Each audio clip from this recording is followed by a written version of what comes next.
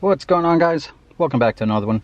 So today we're going to be doing a review on the DMH2660 NEX. This is the stereo that we just installed, and I've actually had this in the car now for a little over a month, and I wanted to show you basically all the features I didn't show you in the other video, and to show you how easily everything connected with the WRX and how everything is working out, and my thoughts pretty much in the deck. So let's just jump right into it. Alright, so if you guys recall, and I'll have the video linked above, when we installed this we used the harnesses from Auto Harness, and because we used those, everything worked perfectly. Backup camera, steering wheel controls, well, the steering wheel controls is because of the iDataLink unit that we installed, but the reverse camera, all of that stuff worked excellent. There was no additional wiring that was necessary, anything like that. And I want to talk about the quality of this deck. It is really good. I've had zero issues in the past month using this. It hasn't lagged, it hasn't done any of that. The screen is capacitive touch, which means it's like a cell phone. It's very responsive, it's not glare resistive, so there's no real lag, and you'll see that when we take a look at the maps and the Android Auto. So thanks to the iDataLink unit that we installed, all of the steering wheel controls worked. No programming needed besides the original program you're going to do to it when you plug it in and register it. But as you can see, volume up, volume down, scan left, scan right, even the source button works. And when you hit the talk button or voice command button, it actually gives you Google. So all of that stuff works. The phone pickup and hang up buttons, those all work as well.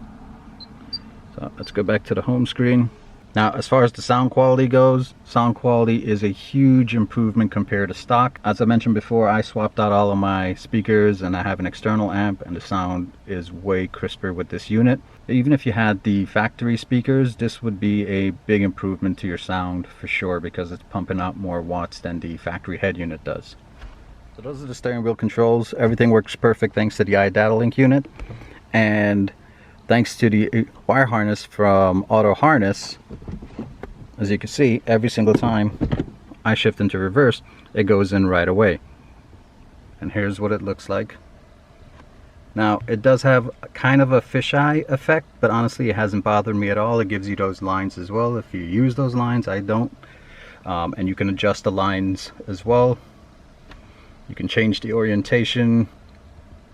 The fisheye effect is caused a little bit because it is a much larger screen and it is a factory camera, so unless you plan on adding an additional camera, that's going to be the image quality that you're going to get. But never an issue, and it always works perfect. Even if I just start the car, as you can see when you turn it on, there is a boot up time, and the boot up time is under 10 seconds, which is great. But as soon as you turn the car on, and if you shift it into reverse automatically, even if the radio hasn't booted up, it'll show you the reverse camera. So definitely cool. That's the sign that comes up every single time. That's fine. Back to the home page. So quickly we'll go through the functionality that you see up here. HD radio. Again, one of the main points I wanted this is for the HD radio. I know not a lot of people listen to radio. Everyone uses Spotify or one of the other streaming services. For me, I do like the radio, and I wanted one that had HD so I could pick up the channels that are in between the regular frequencies. And this deck does a great job of picking it up. Subaru's antenna does suck. It's not the greatest in the world, but having the HD radio, I think, definitely helps in some way or form, at least in my opinion. Now, there's multiple presets, more than 6. I think I only have probably 6 that I listen to. And what I like about this is it'll give you the information that the radio displays. If there's album art, it'll actually, see, there we go, it'll actually show up, which is pretty cool for the radio functionality. And it'll work on any channel that's actually broadcasting or giving you the album art. If not, then you get this little thing. When you change channels, it just takes a minute or two and it'll pick up and everything. But pretty cool, easy to scan, search. You could save as many as you want. I don't remember how many presets, but there's quite a bit. Now, Bluetooth audio, that's in there too. You can sync up to 2 phones on here. And it picked up music right away. Let's turn that down. So Bluetooth audio works perfectly, no issues. This is what it looks like. No album art, but you will get the text of everything that's on here. Alright, let's go back to the home screen. So that's Bluetooth. Spotify works, but I don't have it connected. I don't really use Spotify actually. I actually use YouTube Music, but that'll work too. USB.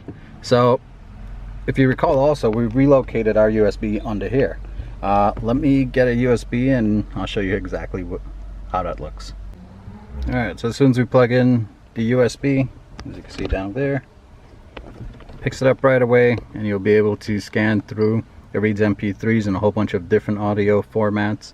It actually does read MP4s as well, so if you do have videos, we just push this button, go to video. I think I might have a video on here. I'm not sure if it's going to work because I didn't run a bypass, but let's find out. And yeah, it's telling me you need to apply the brake. It's illegal to watch videos and drive, blah blah blah. And because I didn't do the handbrake bypass, it's not going to show, but it does work, so that's cool. All right, let's go back to home. Music would be if you had an iPod plugged in, or typically it'll read it from your phone as well, so that's there as well. And of course, let's go through tons of settings. You guys can, there's tons of videos actually reviewing this, so you can see all the different things. This is video setup, illumination, background. So what's cool is there are multiple backgrounds that you can pick. There's even animations that you can use. Let's see, hopefully the camera's picking that up. It's probably too much glare. Themes, you pick your color that you want. You know what, let's do red. Illumination will be the color of this panel over here. Let's go red to match the car. Background, oh, you can even set your own background if you want, but actually I don't have a picture to load, so I can't select it. But yeah, basically you would just dump a JPEG or a picture, whatever you want, onto your USB, and it would pick it up if you had a picture on there. So that's cool. For now, we'll leave that. The background, I actually like the sound graph there, so we'll keep that. All right, so that's the menu. And the sound settings, full EQ, so you can really fine-tune the sound and how you want it. Let's take a look.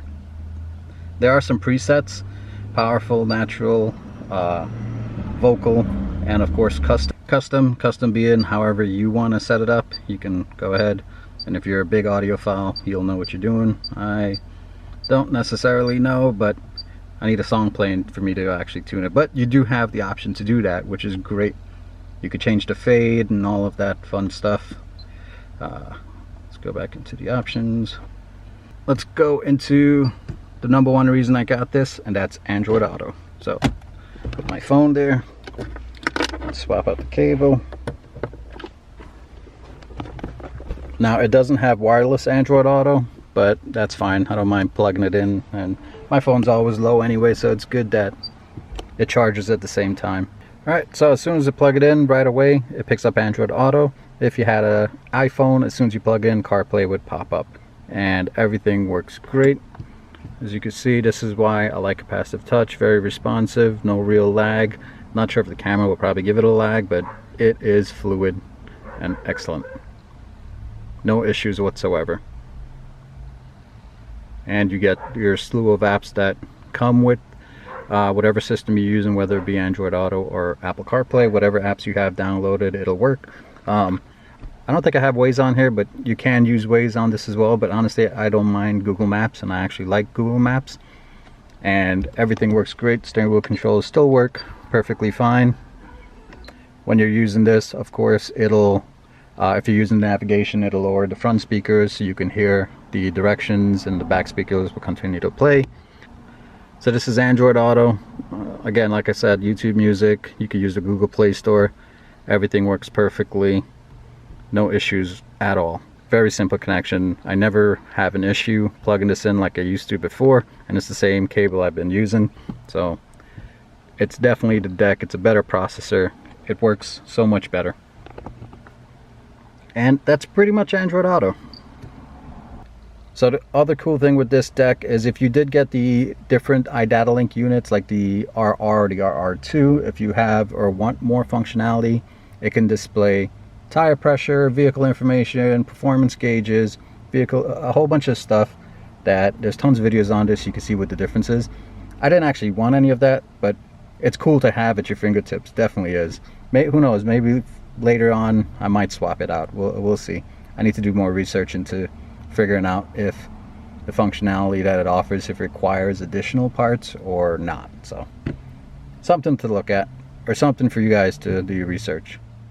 Alright guys, so that's my 2 cents on this deck, the DMH 2660 NEX. Absolutely love it. Clean look, great user interface, great sound quality, screen's amazing, very bright, no issues whatsoever, no lag, quick boot up time, less than 10 seconds. But you can jump into reverse right away. Definitely recommend, if you're going to go this route of putting in one of these decks and not the Android hand units, that you buy those harnesses that I used to install. I'll have that link below because it made wiring so much quicker and simpler, and the fact that I didn't have to do additional wiring to get the reverse camera to work, that is a huge benefit. So that'll do it for today guys. Thanks for tuning in. If you got any more questions, definitely drop a comment below. And I'll catch you in the next one. Peace.